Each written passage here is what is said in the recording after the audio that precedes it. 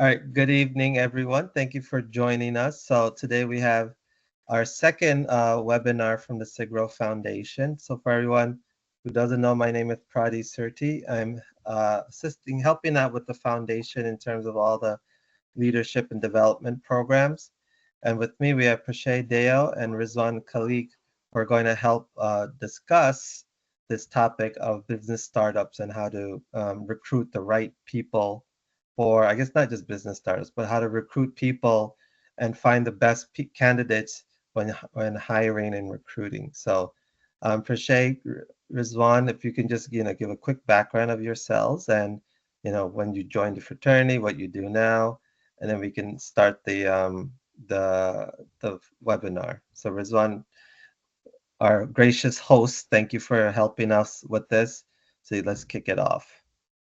Not a problem. Thank you, Prati. So for my background, I joined in fall 2K2, and I'm with the MU chapter, University of South Florida. And currently, what I'm doing is I'm a managed care pharmacist, work from home. It's a little bit of a business setting, and I've been doing that for the past 8 years. Um, and also, my wife and I, we own a chiropractic clinic. She's a chiropractor. We're 3 years into the practice. I'm actually sitting in the clinic right now. She's finishing up some of her clinical notes and etc. We at midnight tonight will be 3 years in business, so that's a big thing for us. And this is very timely in terms of uh, Shay's expertise and what we're going.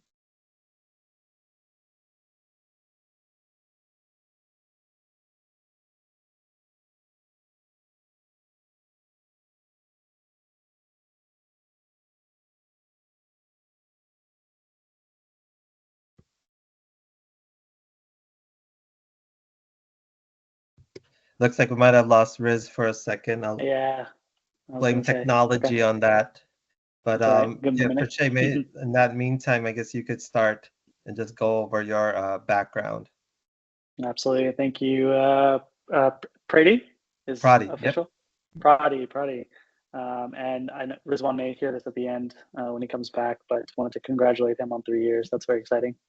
Um, yes, I formally go by Shay, but Prashay is the pronunciation of my actual name. I crossed in spring 2012 from Tau chapter down in Houston. I held a couple positions in my younger years at the chapter level and one national position in early stages of my brotherhood. And I have a background in hospitality. I went to school for hotel and restaurant management. I've worked for a handful of hospitality organizations, including hotels, restaurants, and scaled 4 different startups as young as Kickstarter funding stage, all the way up to Series F and going into public stages or acquisitions or SPACs. I most recently became the co-founder of a digital nomad startup that is in its very, very early stages. So I have a team. I'm on a team of 4 co-founders that are working to build this company at the moment. And when I'm not working on that, I do hold operations and expansion positions within the industry. So a majority of my time is spent traveling the world, helping open new locations, hiring and training the right teams to essentially run the business or run the models in their newest locations or newest countries before moving to the next market and the next market. At which is why it's a great time to have this conversation today, as I've helped implement the tools and technology, also build the playbooks and how to strategically hire, when to hire, and what you're looking for to essentially kick off your business. Awesome. Before we start, I just wanted to say, first of all, thank you to both of you. It's good to see some of the quote unquote older heads like being active and trying to help out and want to help us, the younger guys or the newer generation of people. Like I myself, I Absolutely. crossed all 98, and a lot of the interactions I have with members, they weren't even born when I crossed. So it's like good to Wow. see that you guys, basically my age, successful in life, still wanting to contribute. So thank you again Absolutely. for that. Absolutely, for sure. Thanks for allowing us the opportunity, and I did get kicked off real quickly, so I'm back, but I did catch the tail end. So thanks for the congratulations on the crossing that 3 years. And I see that you're are you in Houston right now, or you're No, I live in Austin. Austin? Okay, okay. So my wife's from Houston, so that's I'm always back and forth there. Oh, And okay, very our nice. family's been there like 40 plus years. So, but great. So if there's nothing else to add, we can go ahead and get started. Sure. Okay. So to kick it off, the first question that I got for you is, what is applicant tracking software, or better known as ATS, and what are some examples of this? Yeah, great question. So ATS, or applicant tracking systems or software, you can pick and choose the S however you would like, are recent technology that has been deployed for the past, I would say, about 10 to 15 years. And what these systems are designed to do is help um, build the job descriptions themselves, deploy the positions that you are sourcing, um, build out integrations with the different platforms like LinkedIn or Glassdoor or Indeed, or wherever you may be posting your jobs today. So you have one central source that serves as a channel manager that pushes these listings or job descriptions to these different sites, sources resumes, but also screens those resumes and puts them through a plethora of different technology and screening tools today to help allocate scores or come up with a grading scale for applicants to say, well, they fall into, the 98th percentile for what we're looking for this position, or this person doesn't even come close to what we're looking for, or they might hone in on specifics of they meet 60% of what we're looking for and 40% is a development area, so on and so forth. And a recent feature has been helping filter through applicants that use ChatGPT or other tools and technology to help write their resumes for them. So believe it or not, as much benefits as there are to it, there are now reverse psychology methods that say we don't want to work with candidates who simply rely on technology. So applicant tracking software helps bring it full circle. While it helps you create the job descriptions, it also helps tell you who wrote their resume strictly based on this job description and didn't really tie in their past roles or experiences. So it can be used in many different ways. Some examples of them today that I've used and that are quite popular. Bamboo HR is quite common. It's one that allows you to manage the human resources aspect of your business, but also allows you to use applicant tracking software. So it is a hybrid solution. It's kind of the best of both worlds. Another popular one in use today is called Greenhouse. And what I like about Greenhouse a lot is it actually guides you through interview steps based on the type of candidate you're interviewing for. So let's say you're hiring an app developer or hiring a front desk supervisor. There's a different series of questions. There's a different thought process of how you want to navigate that. Greenhouse helps build that out based on algorithms and best practices from previous companies or available data that's out there to integrate into your platform and help guide you through interview questions, so you don't necessarily have to draft them up yourselves. Okay. Very, very thorough background to what this is. And so essentially, if you're an employer, you mentioned like front desk, so you can go ahead and quickly create what you're looking for. And this software would synthesize a description and an ability to go through all the major job platforms and create like a filtering system. Is that a pretty accurate way? Then they'll create it by maybe a hierarchy of like who is top candidates. So therefore, if you get 100, 120 candidates, you can probably go to the top 10, 15 that meets your criteria and go from there. Is that like a high level understanding That's of correct. how? Okay.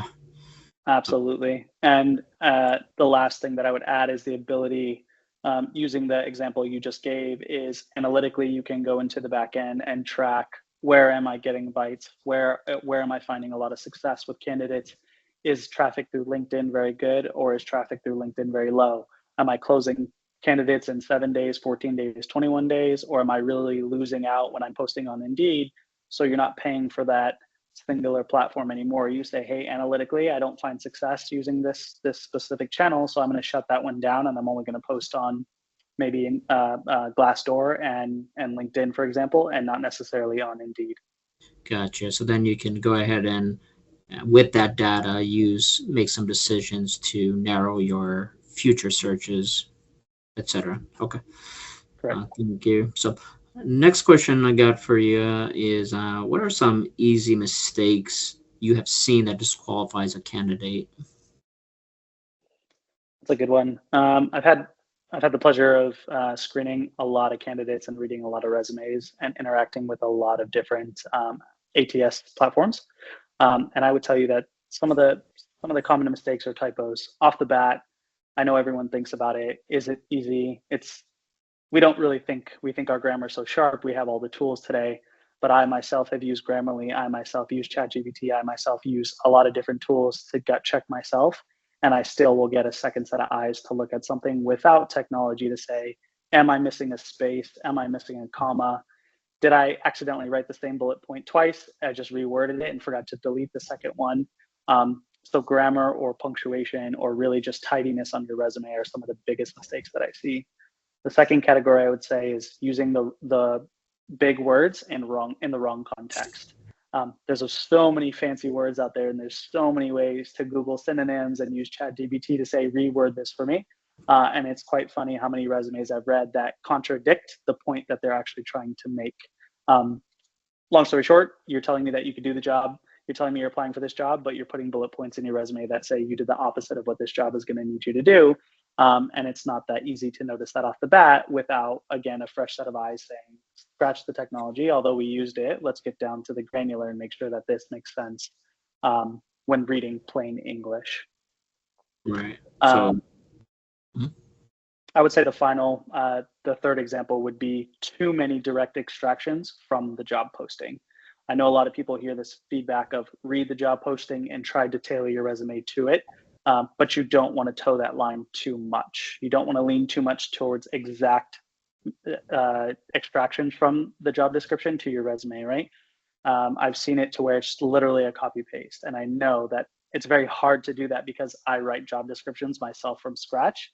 So I know that it's not material that's already existing on the internet. I know it's something that's very unique to my style of job posting. And if I see it on someone's resume, I know that they just copied and pasted it. Gotcha.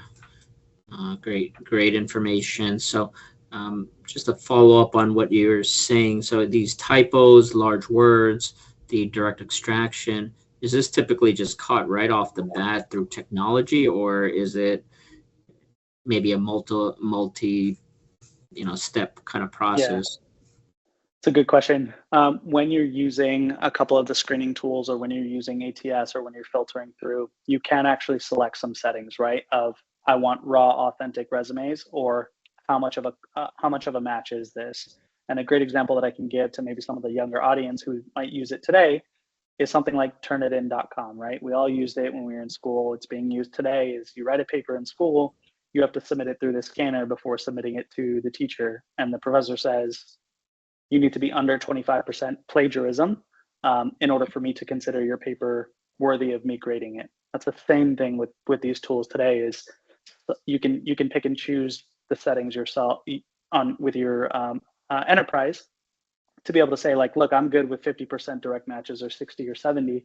Or you can say, you know what, I really want it to be low. I want more authentic raw resumes. I want to hear from candidates that really put their heart into this because I'm hiring for that specific type of candidate for this role, or vice versa. In a development role, it might say, a front-end developer is a front-end developer. It's really going to come down to seeing their work. So their resume might be very black and white. Gotcha. Thank you for that. And next question I got for you is, we hear this term quite often. So how would you define a cover letter? And do you see them as being mandatory? Yeah, cover letters is gonna age some people because there might be an audience that's never heard of a cover letter. Right. For those that have not heard of a cover letter is essentially an elevator speech. And for those who don't know what an elevator speech is, I will take you back to pre-technology days. Before the internet era, before we had technological platforms, before we had these tools, before we even had Google Doc, I would say even before Word. We we're living in a time, and I personally didn't live in this time, but my parents and our elders did, where if you wanted to get a job, you needed to walk physically into that establishment, or you needed to commute to that building, or you need to go to that business to request an application or to request to talk to somebody about a job in person. Typically, when going to a high-rise building or somewhere where you were wearing a black tie, a suit, or women were in a formal dress and heels to interview for a job, you were usually caught in an elevator. And an elevator often gave you the opportunity to run into a hiring manager or someone who you thought you would meet during the interview process, and you had about 30 seconds to pitch yourself as a candidate. That's why it's called the elevator speech. Nowadays, we don't need that because of the previous sets of questions. We have technology that does it all for us. It screens our resumes. We don't need to talk to anyone. Recruiters almost know exactly who they want within 5, maybe 10 hours of posting their job sometimes, because technology exists. So that concept is now a cover letter. And if you notice on most job postings, it's optional. And the reason it's optional is to put the pressure on you. And I like to use the method of, it's better to have it and not need it than to need it and not have it. So with that mindset, a cover letter allows you to sell yourself. I suggest using that as your elevator pitch. You don't want to get into the details. You don't want to get into the nitty gritty. You simply want to drop their jaw and make them question why they wouldn't interview you today. Awesome. Never knew that about the elevator speech and how it came up. It totally makes sense. Yeah, it's a good one. Yeah. Okay. Um, Now, is there a resume format or filters that you would say works best? We got a hand raised, so Pradeep's raising. Yeah, we'll stop there. Yeah, just a quick follow-up on that or question on that. What do you put in a cover? Like, what makes sense? Like you said, like it has to be like something that makes you stand out. But so, what would you typically include or want to? Maybe as a recruiter, what do you see? What do you want to see to say, hey, let me give this resume a second look over? Absolutely. Good question. Some of the things that I look for, and also the things that I put on my cover letter, is I'm selling my story about my career, but I'm condensing it as much as I possibly can. So at a very high level, I'm looking to include the companies that I've worked for, essentially the departments or the roles that I specialized in, but I'm telling a story and not necessarily bullet pointing it out like my resume. So I tailor it with, while I'm a professional project manager in the hospitality industry, I'm still learning about the tools and technology and the evolving skill sets of our space, which leads me to the conversation I look forward to having with you pending an interview. So it's almost like guiding them to saying, like, I want to talk to you just as much as you want to talk to me. In that conversation, I plan to discuss these positions where I've helped achieve X, Y, and Z in certain companies, and I've been to these countries. And me specifically saying that is because I focus on openings in new countries. So it shows them that I've done this job before and I've done it at a scale that I'm looking to take it to the next level by looking at this position. I'm also looking to tailor in the roles that I've had and the role that I'm applying for. And what I mean by that is going from an entry level position to maybe a supervisor position, to a department manager, to a director, to a senior director, to a VP, and so on and so forth, is you're basically showing the trajectory that you've had and selling them on why you're a good fit for that company. Something that's actually very important today to include in your resume, because a lot of us have experienced this, is layoffs. You should be comfortable talking about gaps in your resume. You should be able to sell a recruiter on why you're motivated and why you did not continue employment at one place, or if you were on the receiving end, you drew the short stick, you were laid off at a company because of tight funding and whatnot. It shows resiliency, and it shows that you're not afraid to talk about the challenges that you've been through in certain companies and why you have gaps on your resume today. And I myself have been laid off 4 times, and I'm proud to take it to the next level every single time. I didn't take a lateral move. I never moved down. I always took a step up in my career through those layoffs. Nice. And when we're looking at applying for jobs, timing comes to mind. So when is it best to look for or apply for jobs? This is a really intriguing question. I will say it does vary by industry or by role type, or really whether you're working for a startup, a very scrappy startup, or if you're working for an established, publicly traded company today. there's a lot of different rules and regulation or red tape or restrictions.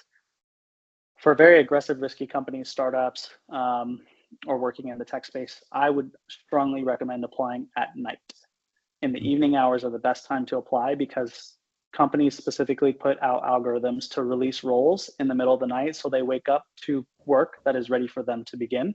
Whereas a lot of other companies have departments and payroll and a lot of people that are there to post jobs throughout the day and continuously keep the wheel turning, but it's not as productive as if I was a recruiter in a tech space. I want to wake up and see 150 candidates and I know what my runway looks like for the day, the week, or the month ahead because I'm working on 10 or 5 or 10 different roles that I'm sourcing. So I strongly recommend looking at nights. The odd hours of the night, midnight, you might see roles released.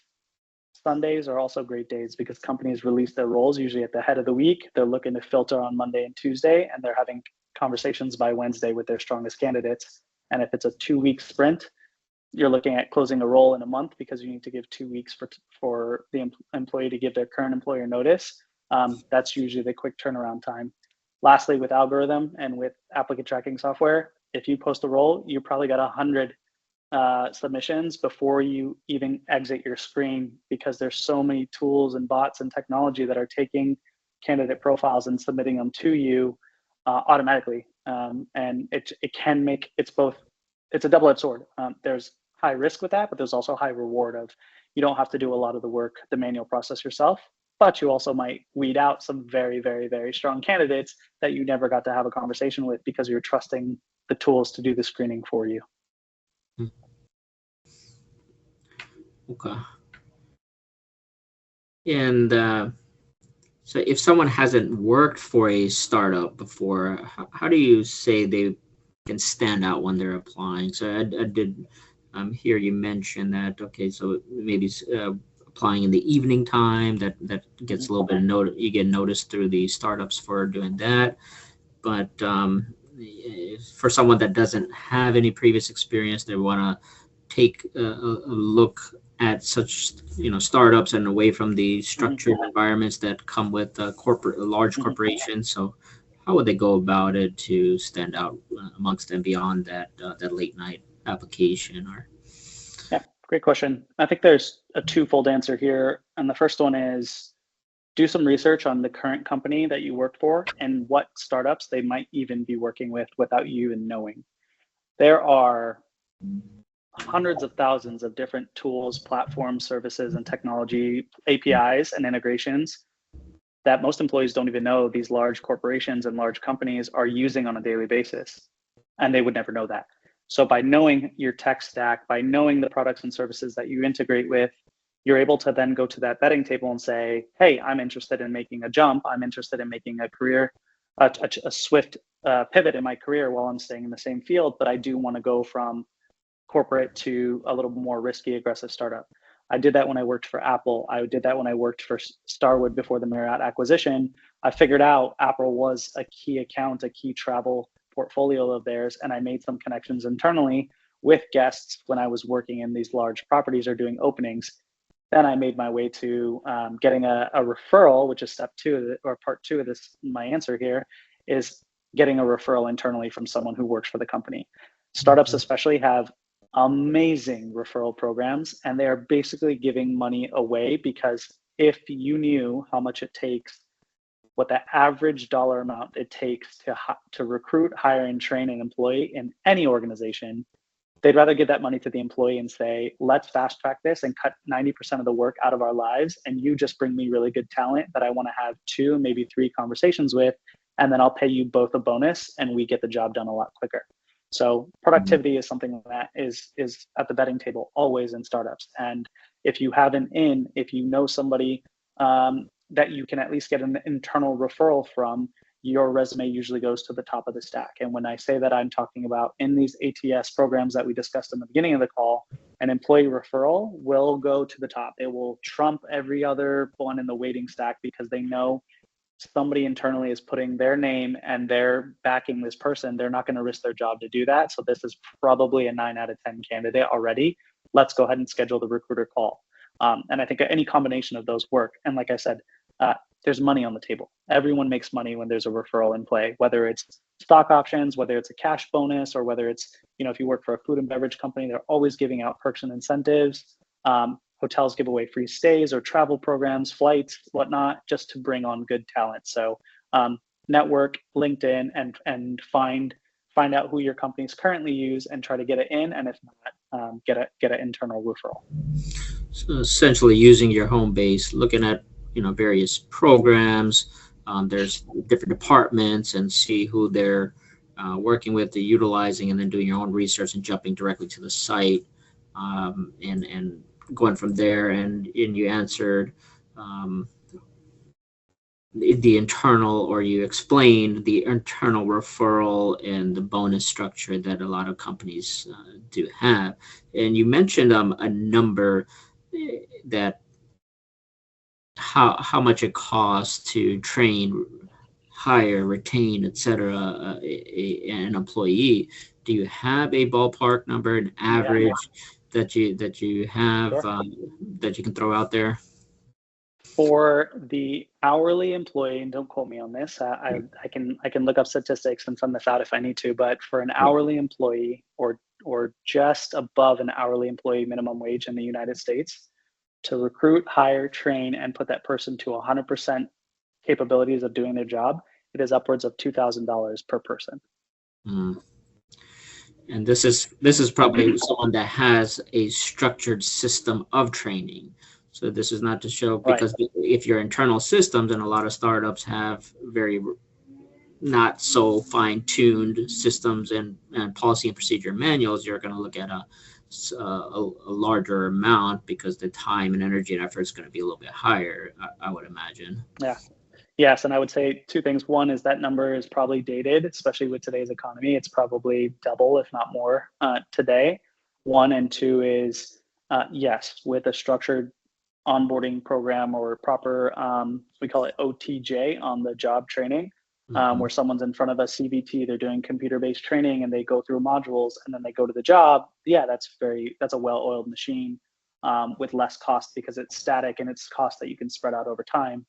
When you're a new employee in a more aggressive startup, or a company that doesn't have those tools and resources, now you're investing multiple people's time and salaries to cross-train, or really sit with you and build you up to run the plane, fly the plane, all while they left the co-pilot seat to do the exact same thing. So then they're spending their time to go back and run things the way that they needed to for their teams and their departments. So the number's got to be astronomically high. And I'm thinking back to even pre-pandemic, when I joined my first startup.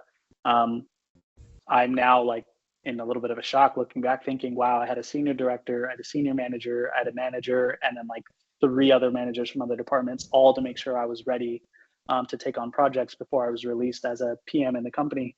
That had to be $10,000 to $15,000 worth of salary. Oh yeah, easily. I appreciate you explaining and putting those numbers to give us an idea, because I've come across, just in my own career, there's internal goals that companies have just to retain. So each team has a retention bonus that they give. Absolutely. Like a little bit of a backwards way of doing, because they know how much it takes to hire, train, and recruit, and keep and get them up and running. So it all makes sense, comes full circle. Yep.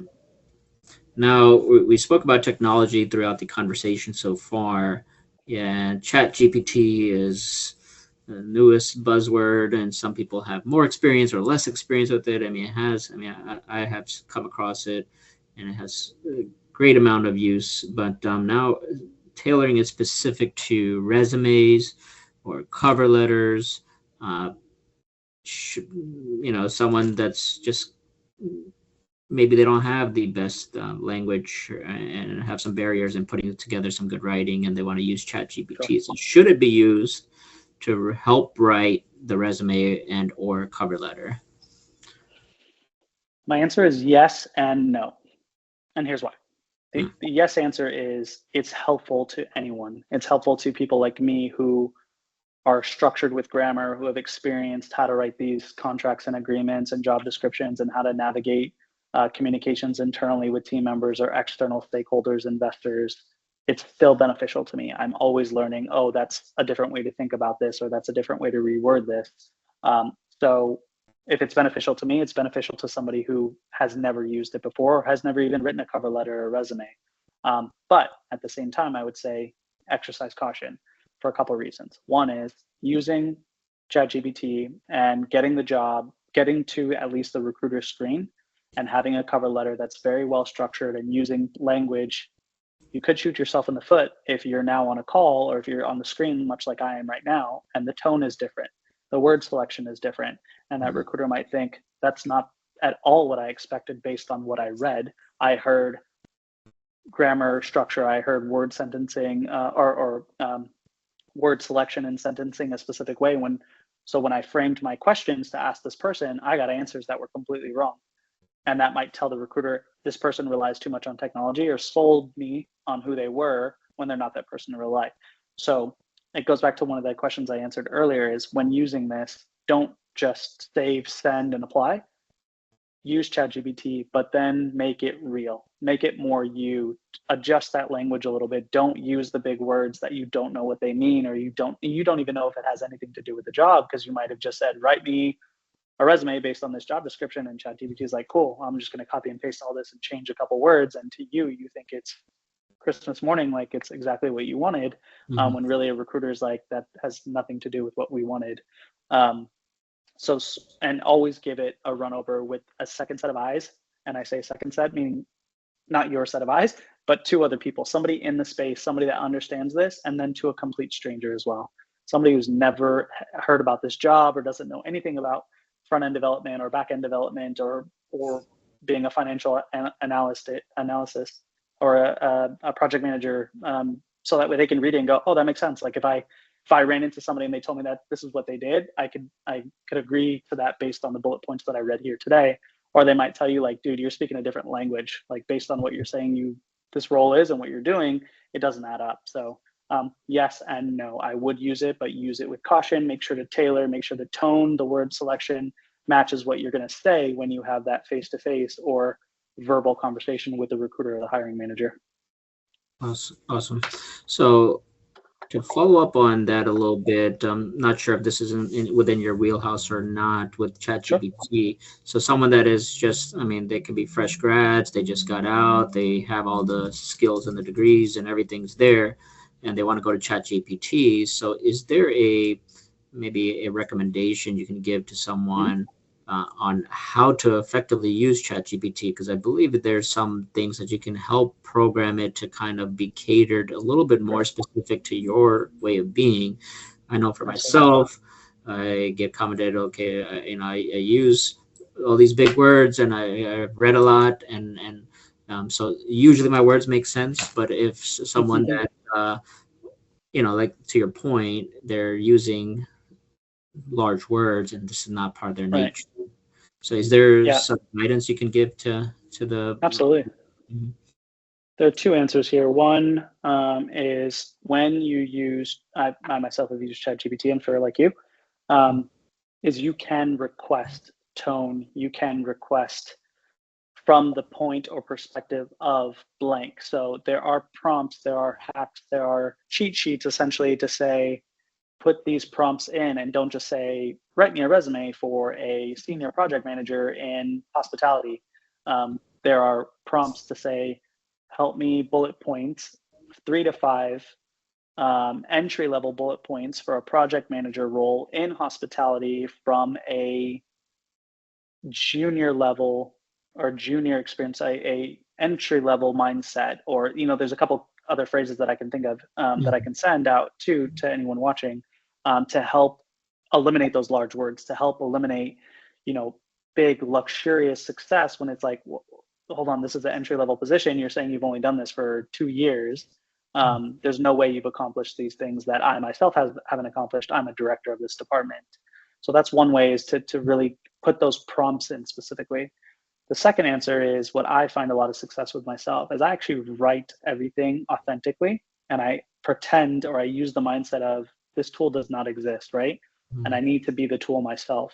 But if you want to double check it, you can use a feature within called, like some people have used produced unique rewrites, which takes exactly what you wrote and says, let me just tone it differently, or let me fix certain things in there, but I'm not going to change the words. I'm not going to change the point of view you're coming from. I'm not going to compete with you on this, or I'm not going to tell you that this is wrong. I'm essentially just going to turn the frame a little to the right and make that picture straight for you. So those two hacks are things that I would say are productive for a first-time user. And then you can get into a lot of different areas from there of integrations between, okay, I've applied, but I've gone through the recruiter screen. Now I'm going to the hiring manager screen, and the hiring manager has 10 years of experience. So help me bullet point some follow-up questions based on the job description. And that's something that's a level we don't have to get to yet for anyone that's a bit junior or new to ChatGPT. But with time, you'll be able to see that you can do a lot of things on it. You just can't rely on it too much, because you will lose that human component. You will lose that natural ability to have conversations or answer questions authentically.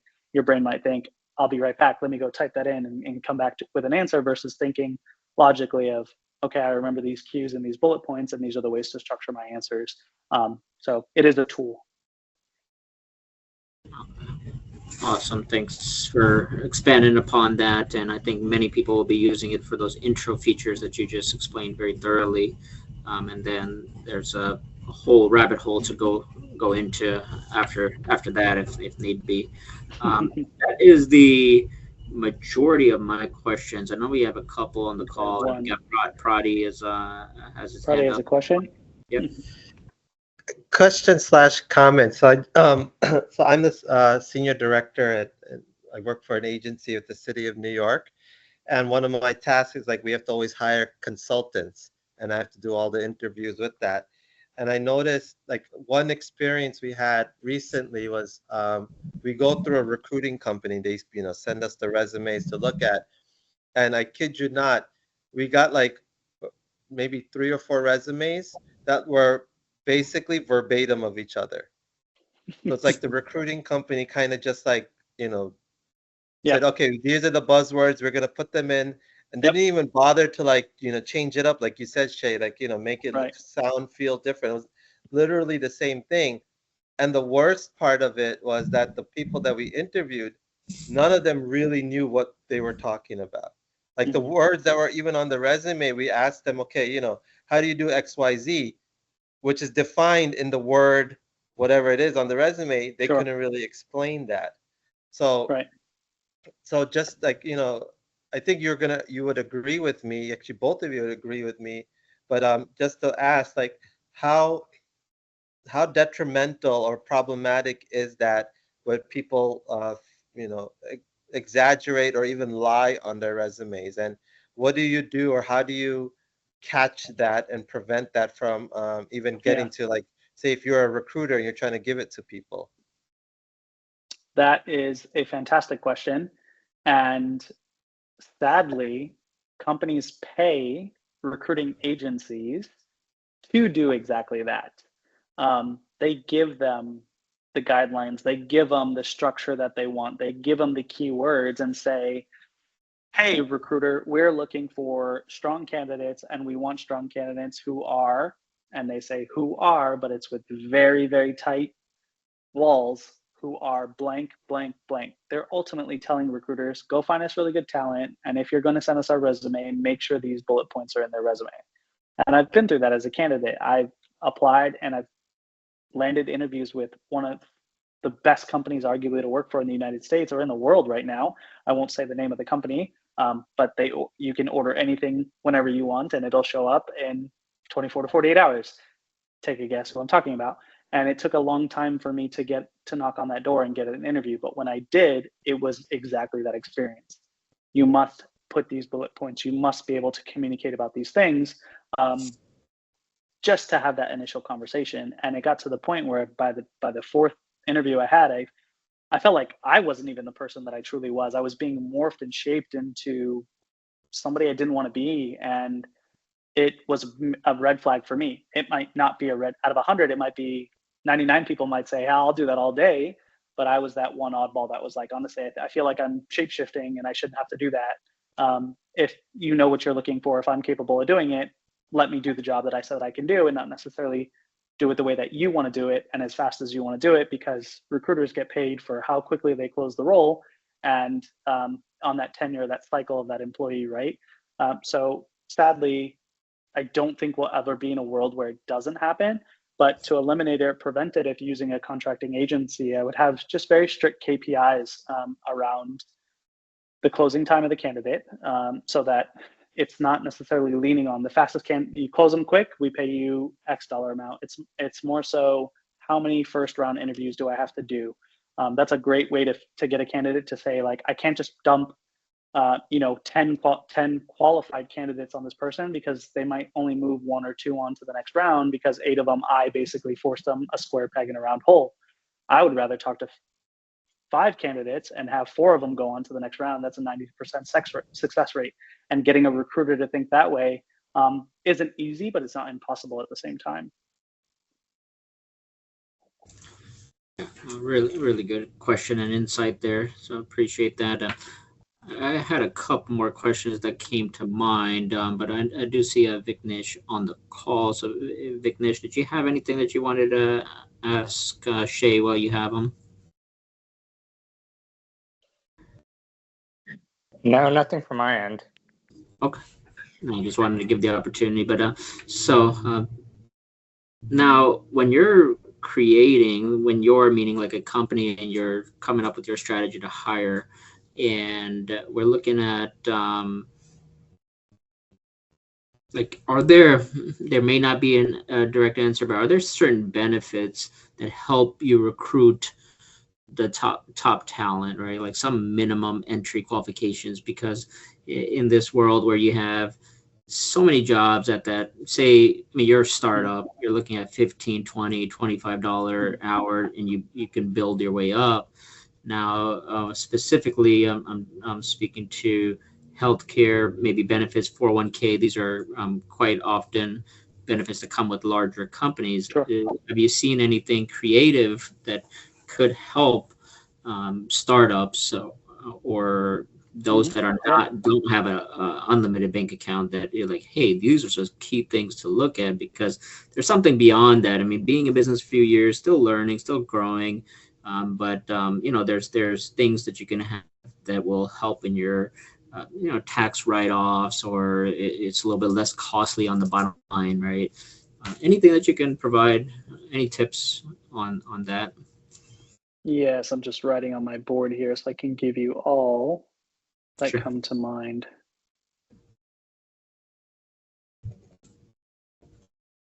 Okay, there's actually, and startups are very good about this, which is why it's so attractive to work for them. One of the, and I'll start, you mentioned like 10, 20, 30, or 10, 15, 20, $25 an hour positions, and then going up to more of a salary type role. But some of the things that are very easy for companies to write off and to offer their employees that serve a plethora of benefits are things like a mental health stipend or a mental health component, such as the Calm app, or paying for subscriptions for users to have access to BetterHelp, to therapy, to a mental dexterity app, or something like Luminosity, or something like Masterclass. Masterclass. LinkedIn Learning. These are all tools that are easy to write off. They're fairly cheap when you do them at a bulk scale as an organization, when you go to them, and employees love them. They're things that we need, but we don't have the dollars to necessarily pay for in our younger years of our career, where we're working those hourly jobs, or we got our first junior position. It's somewhat salary, but it's like, man, it's like I'm scraping by. And really, I would love to be able to talk to a therapist, or I'd like to be able to invest in something like Masterclass and learn a second set of skills, or have LinkedIn Learning and maybe work on a certification, or get these other things to help bolster and boost my skill set. Pay for those for your employees. I think that's something that it does wonders, and it pays off in the long run. Also, you can create a lot of KPIs internally of, hey team, we're going to pay for these features for you, but in 3 months, these are going to be the goals, or 6 months, these are going to be the goals, or 9 months or 12 months, these are going to be the goals. If we're going to pay for this platform, we want to make sure that you have the ability to be promoted, or to obtain a bonus, or to achieve the next, series of opportunities to move internally, or move it across departments. Let's say you complete 3 to 5 LinkedIn Learning courses, you get a certification, or you invest in your mental health outside of work that we're going to pay for. Those are just ways that you can really keep employees engaged and keep them around for a longer tenure. Two is a stipend, usually like a health and wellness stipend. Companies can write off if they say, hey, we give $100 to our employees every month for gym or health, travel, wellness, especially if you're in a position like where I was gone 250, 275 nights a year. My company would give me $250 a month to say, you're on flights, you're in the airport, you're in shitty hotels, like you're in the middle of nowhere. Sorry for that language, but we've all heard the word before. It's okay. Yeah, when you get a moment, why don't you go do some R&R? Why don't you go and treat yourself to something that will keep you engaged and keep you doing this? When we need you for 50 hours or 60 hours one week, you're going to have the ability to say, you know what, I'm going to do it because I've got this incentive waiting for me. And there's a lot of other ways that you can do that. There's community work, there's mental health days, there's volunteer hours where you say, we're paying you today, but you're going to be in the field. Free swag goes a long way at an early age. Like teenagers, in your young teens, they love the free stuff. And those are just ways to help. It's also free marketing for you. Get your company logo out there, get your brand out there, and show that you might be young, but you're putting people first before you invest in all the other things that you need to. You're willing to show the community people come first, and I'm going to spend a couple of $1,000s to make sure that they are prepared with what they need to showcase how happy they are to work for a company like ours. Awesome. Great tips and advice. Appreciate that. And now the only other question I had that came to mind, and it's always I think there's one question. There we got Prati. Sorry, something came to mind when you guys were talking, and I don't know if I'm allowed to ask this question nowadays, but I'll ask anyway.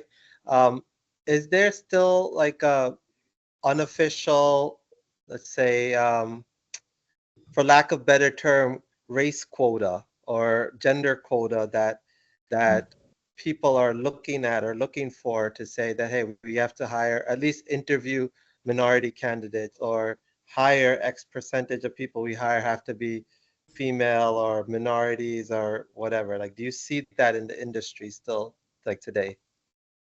Absolutely. There is almost a demand to work for an organization that practices DEI, that practices equal opportunity, that promotes equality across teams, specifically, not even just organizations, but saying like, we want statistical or what were known as gender specific roles to not exist anymore. A lot of companies I've worked for have focus groups for LGBTQ groups. They have women in leadership roles. There's a lot of different areas that companies offer their employees to go and have a safe space to communicate at work without being judged, without being penalized, or without worrying that their role is at stake or their employment can be at risk. That is supported with human resources approval and documentation to say these are the steps that you need to take in order to protect the employees and safely engage in these equality efforts in companies. So yes, they are present. You and I, we see it today when we apply for jobs. It still is asking you off the bat, like, we want to work with more, we want to be a diverse company, we want to know your background. And what I love is applications today will ask, are you a first generation graduate? And I think that is one of the best questions a company can ask, because that was never tracked before. And now you have organizations that are saying, we want to employ first generation graduates because we know that if they're in a multicultural or a non-American from a non-American descent, they're probably taking care of their relatives. They're probably taking care of their elders. They're probably taking care of somebody else.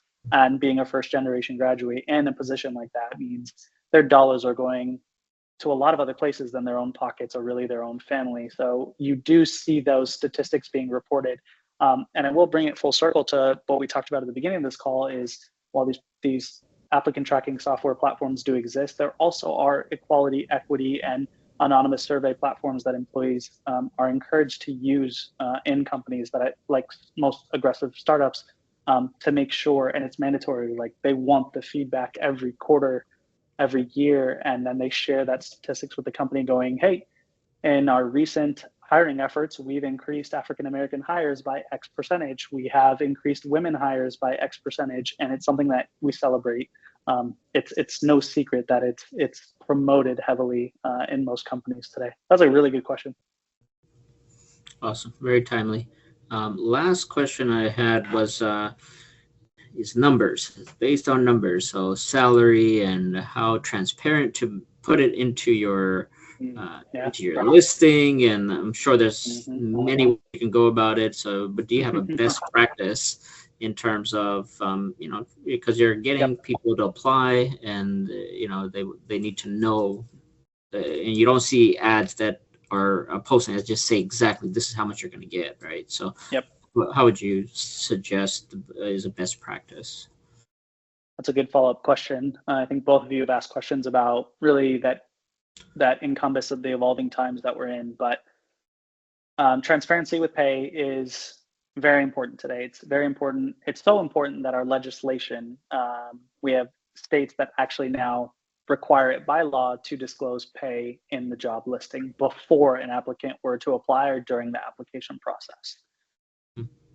A level more granular to that is recruiting efforts usually try to make it a part of their first screen. That first call, that recruiter screen is disclosing, here is the package, including your base salary, including any potential bonus offers, and equity if the company is exercising an equity package.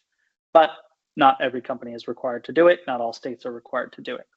I think it will become more of a trend. I think more and more states will adopt to this because one is we're in challenging times as it is. As an economy, we are struggling. People should be able to see what they're going to make and understand how it impacts not just their lives, but how they're going to make an impact in that organization. Two, it costs money. It's timely to do these interviews, as we talked about. It's timely to interview hundreds of candidates or screen resumes, and you might as well, if you can, just weed out the people that are like, nope, outside of my salary range. But at the same time, you're probably going to get a flood of people that are like, hey, that's 6 figures. I've been waiting to get to 6 figures. I'm going to roll the dice and apply, when really they don't even meet 10% of the requirements. So that's where you trust that applicant tracking software to do its job, to say, we need to really, really structure in here and bring in just the top 10% or that 15% that we need. And then we're going to use humans to screen through it from there and select our 5%. That's just an example I'm giving because it costs money. But I think for me personally, it is something that should be disclosed, both as a recruiter and as a candidate. You ought to know. It's you wouldn't go pump gas and then ask how much it cost at the end. You'd want to know how much it costs before you fill the car, because your life could be extremely beneficial and you're doing well, and you know it's going to cost a lot. Or you could be on the struggling side and you might say, you know what, I can't fill the tank today. I got to make it to Friday, and today's only Wednesday. I need to know how much it's going to cost per gallon. I take that same approach with interviewing for a job, is I need to know what my life is going to look like. I don't want to waste your time or waste mine. But if we're within the right range, let's continue the conversation and go from there. Yeah, when you put it that way, it absolutely makes sense to have that clearly listed out there, because waste of time on both ends it doesn't make sense. And now legislation backing that transparency is huge. So it looks like to be a trend that is headed in the right direction. But that's all the questions. Go ahead.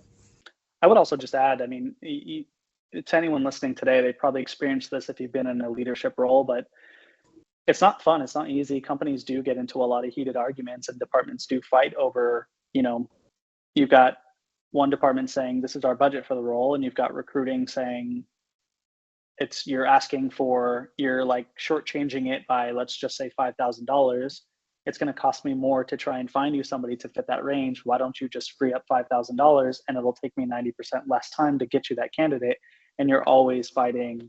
It's almost like an immovable object meeting an unstoppable force. So I've been in cultures that promote it, but I've also been in team cultures where it was like, nope, this is the budget and you need to do your job. And it's tough because then you end up losing recruiters who are just tired of trying to find something that essentially doesn't exist. So it's a game. It is a game. It's a little bit of back and forth, but it's not impossible. I always like to remind myself.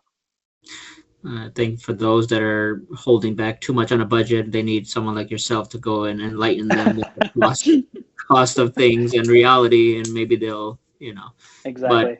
I mean, it's very unique to the culture that is within that company. I'm sure it differs from company to company or department to department, right? Exactly. So that is the questions I had, but I know you shared a lot of your expertise, and we appreciate it. I'm sure a lot of people are going to find great value when they do get the recording and follow up. So, but I did want to give you the opportunity to, if there's anything that we missed that you wanted to add as takeaways.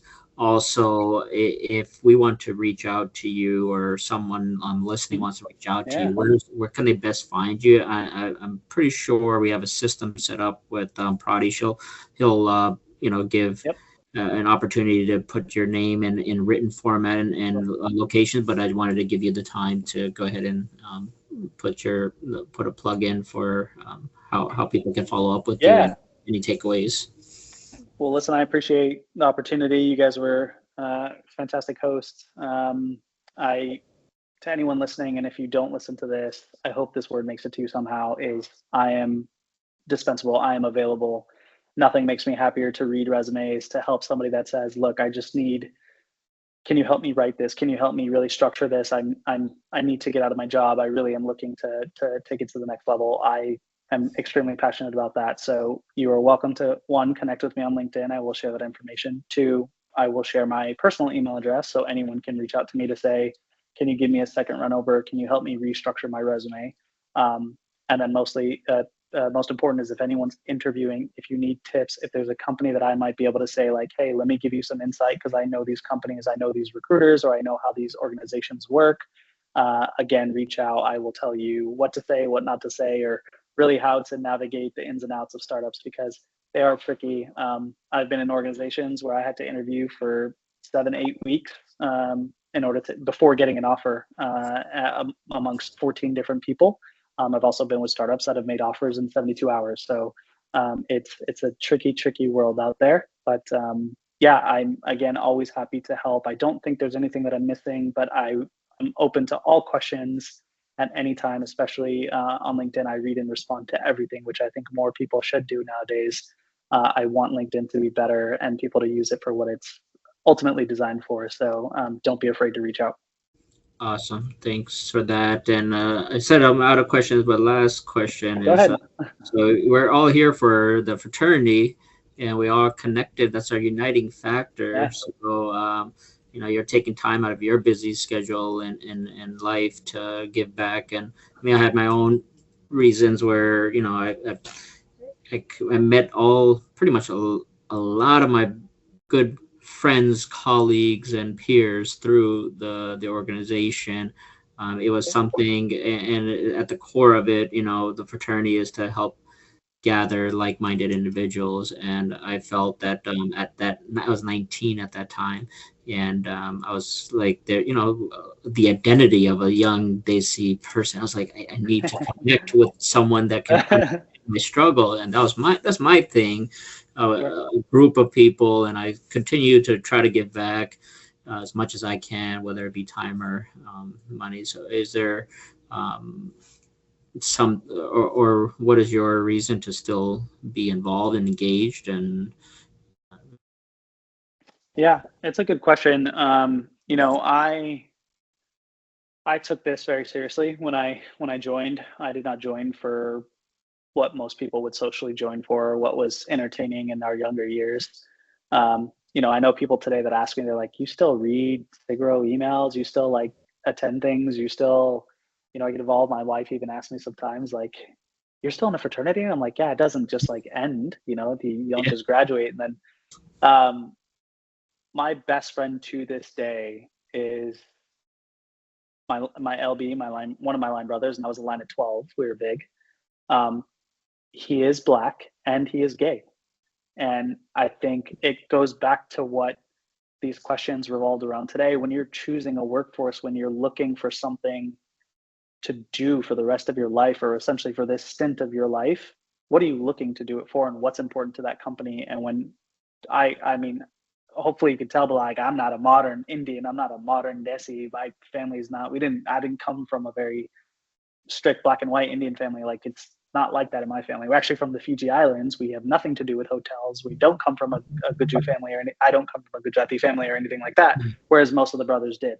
But I found my calling when I discovered the term multicultural, and when I met my potential LBs at the time when I was rushing, I saw nothing but family, and we were a very diverse line. And I've kept in touch with so many diverse people that are in these communities and thought groups and work for organizations and cultures that are not just Indian. And I think that's what struck me, was this could be the best of both worlds. And for that reason, I'll continue to read and respond and volunteer today. I'd be in Atlanta tomorrow if I could.